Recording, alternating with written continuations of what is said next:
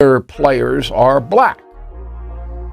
She also says, Miss Hill does, that there's a lesbian factor here. I don't know anything about this. That many of the players, the WNBA, are lesbians and women of color. And Caitlin Clark is straight and fairly traditional. The WNBA has officially crossed the line from a professional basketball league into an absolute combat zone, and the entire sports world is completely melting down right now. You thought the physical play against Caitlin Clark was bad before. What just happened on national television has sparked the biggest controversy in the modern history of the league, and the front office is in a complete panic. We are talking about a brutal WWE-style attack on the hardwood that left a generational superstar injured and the fans demanding absolute justice. The timeline is completely on fire after Phoenix Mercury forward Alyssa Thomas crossed every single line in the rulebook, violently dropping Caitlin Clark to the floor in what commentators, fans, and coaches are calling a vicious, calculated cheap shot. We are talking about a closed fist directly to Caitlin Clark's throat, and the absolute craziest part of this entire disaster. The referee stood right there, watched the whole thing happen in real time, and did absolutely nothing. The media frenzy is spinning out of control. Prominent commentators like Bill O'Reilly are dedicating entire segments to ask, is there a problem with Caitlin Clark in the WNBA? Podcast hosts like Dan Dakich are exploding on the airwaves, ripping into the league's culture. Derogatory statements, zeroing in on trying to break her. That happened. And here's how Ms. Clark reacted. Go. When I walk out of the locker room, I shouldn't be not fearful of what the conversation is going to be, but, you just it's emotionally exhausting, it's draining, it makes your shoulders tense because, people don't want to talk about the basketball. They just want to stir it up and make it something else. Okay, so Ms. Clark's been relatively classy about this. She has not made any accusations herself, as we can find. But this is around. There's no doubt about it. It's around. This from USA Today, extremely liberal newspaper, getting worse. Over the past few years, as women's basketball has exploded in popularity, much of the media and marketing attention is focused on three prominent white players. Clark, UConn Page Jr. The WNBA commissioner has been called out, suspensions have been handed down, and Caitlin Clark has finally grabbed the microphone to expose exactly what is going on. Do not click away, buddy, because we are breaking down the brutal footage, the massive injuries, the league's emergency suspension, and Clark's viral live statement frame by frame. Let's get into it. Let's rewind to the exact moment the WNBA completely lost control of its players. It was June 24th, 2026 during a massive high-stakes game between the Indiana Fever and the Phoenix Mercury at Gainbridge Fieldhouse. The Mercury eventually won the physical matchup 111-109, but the score is the last thing anyone is talking about. With exactly 6 minutes and 52 seconds left in the second quarter, pure chaos erupted. Yeah. And yet so much of the discourse feels completely and totally unrelated to that. Do you feel that? Yeah, absolutely. And I think a lot of it is it's not always based in reality. I feel like media and journalism have a responsibility to tell the stories, and a lot of times you guys are the ones controlling the narratives about what people read and what people talk about, and a lot of that is sometimes so far out of touch with what is reality, and that can be confusing to somebody that's 24 and trying to navigate life and trying to help her team win a championship. Case in point, an incident like Alyssa Thomas, the foul. A foul happens on the court.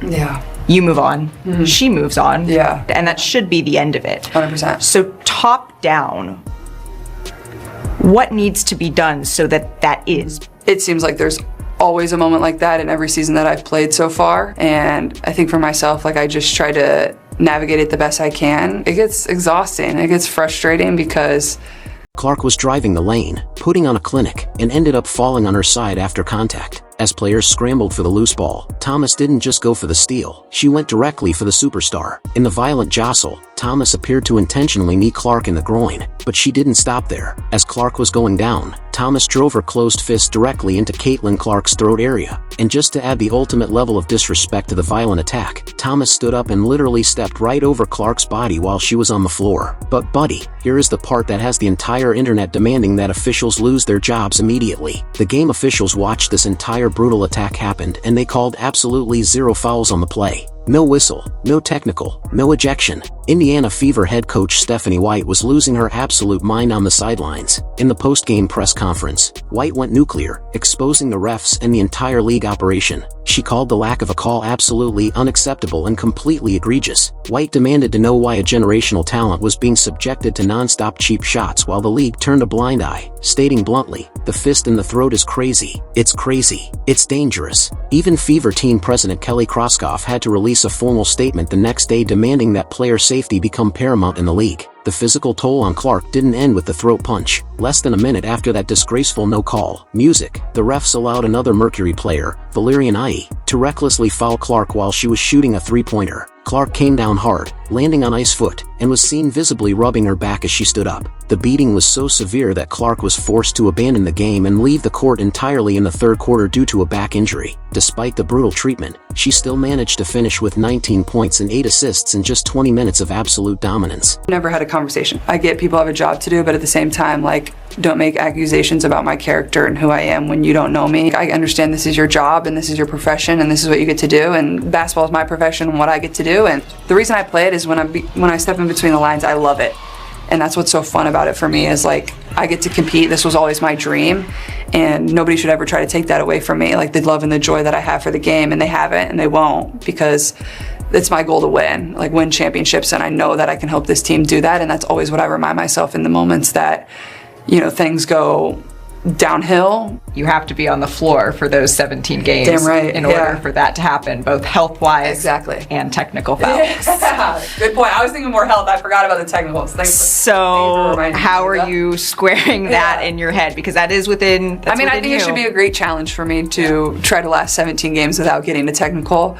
Unfortunately, I haven't got a single technical foul rescinded all year. But I think like the internet completely exploded. Fans were demanding refunds and calling for severe punishments. The outrage was so massive that media personalities completely tore into the situation. Dan Dakich went on his podcast and accused Stephanie White of cowering, music, to Thomas and refusing to properly protect Clark on the floor. Under massive global pressure and a PR nightmare, the WNBA finally panicked. A full day after the game, the league office was forced to review the footage. They officially admitted that Thomas committed a non-basket act by recklessly making contact with Clark's throat. The WNBA immediately upgraded the no call to a flagrant foul 2 penalty and slapped Alyssa Thomas with a 1-game suspension, which she was forced to serve on June 27th when the Mercury visited the Toronto Tempo. But for millions of fans, a single-aim suspension for a closed-fist throat punch was an absolute slap in the face. The entire sports world was waiting for one thing: Caitlin Clark to finally break her silence. And buddy, when she grabbed the microphone in early July, she proved exactly why she is the biggest star in the world. She completely exposed the systemic failure of the league's officiating while simultaneously showing the ultimate class. Looking straight into the cameras during an extended press conference, Clark addressed the incident head-on. She boldly stated the absolute truth. "I did think it was a flagrant foul." Boom. She completely called out the officials' failure on live TV.